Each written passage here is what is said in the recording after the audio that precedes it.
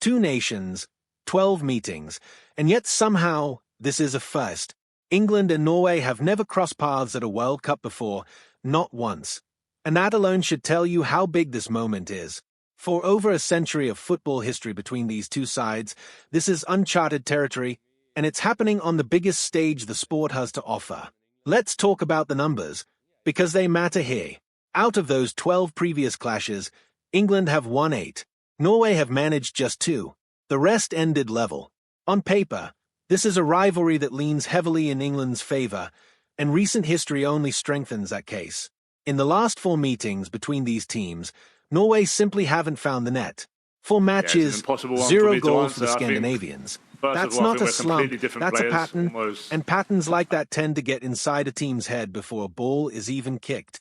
The most recent time these two sides met was back in September 2014, a friendly that England edged 1-0. It wasn't a classic, it wasn't a statement performance, but it added another data point to a growing trend, England finding a way to get the better of Norway, even when the scoreline stays tight. And now, nearly a decade removed from that quiet 1-0 win, the two teams are set to meet again, this time with a World Cup spot hanging in the balance. So what happens when history like this walks into a knockout match? Does it mean anything, or does a World Cup wipe the slate clean? That's the question hanging over this fixture, and it's exactly why the data crunchers have been busy running the numbers. Opta's Supercomputer has weighed in, and it's backing England.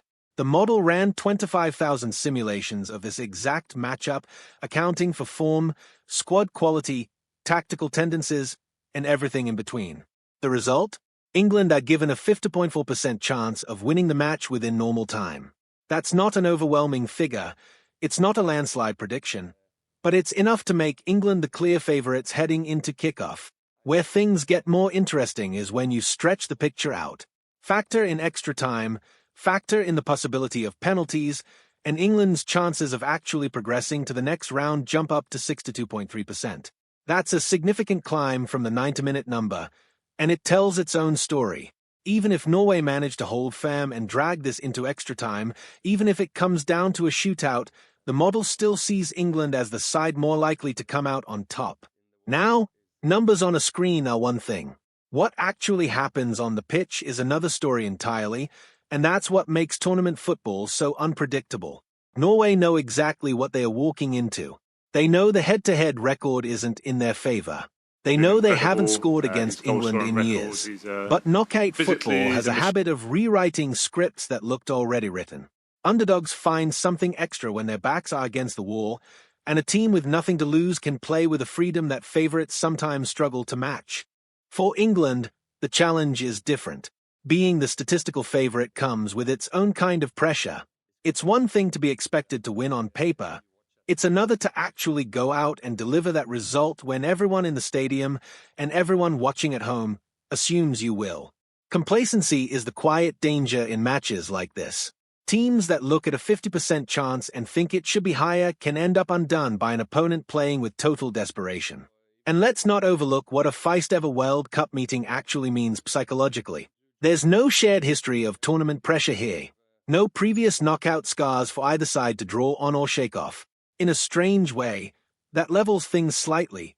Both teams are stepping into something genuinely new, even if the broader head-to-head record says otherwise. Tactically, this is a matchup worth paying close attention to. England will likely look to control possession, dictate the tempo, and use their attacking depth to break down a Norwegian defense that has shown discipline in recent years, even while struggling to find goals themselves at the other end. Norway, for their part, will probably lean into a more direct, physical approach, looking to disrupt England's rhythm early and search for moments of transition where they can catch their opponents out of shape. If Norway are going to end that 4-game scoreless run against England, it likely won't come from patient build-up, it'll come from a set piece, a counterattack, or a moment of individual brilliance that breaks the pattern in an instant. The mental side of this fixture cannot be understated either. For matches without scoring against a familiar opponent is the kind of stat that can either fuel a team's motivation or quietly chip away at their confidence. Which version of Norway shows up will go a long way toward deciding how this match actually unfolds, regardless of what the simulations say. For England, the task is straightforward on the surface but never simple in execution. Take the game to Norway early, convert the chances that come, and avoid the kind of complacent lapse that has burned favorites in tournaments before. History is on their side. The recent head-to-head is on their side. Even the predictive models are on their side. But football, especially at a World Cup, has never cared much about what came before. So when these two teams finally step onto the pitch for their first-ever World Cup meeting, all of that history, the 8 wins, the 2 defeats, the 4 scoreless matches, that quiet 1-0 friendly back in 2014, get set aside for 90 new minutes, or more if it comes to that. The data says England should win. The pattern says Norway should struggle to score again.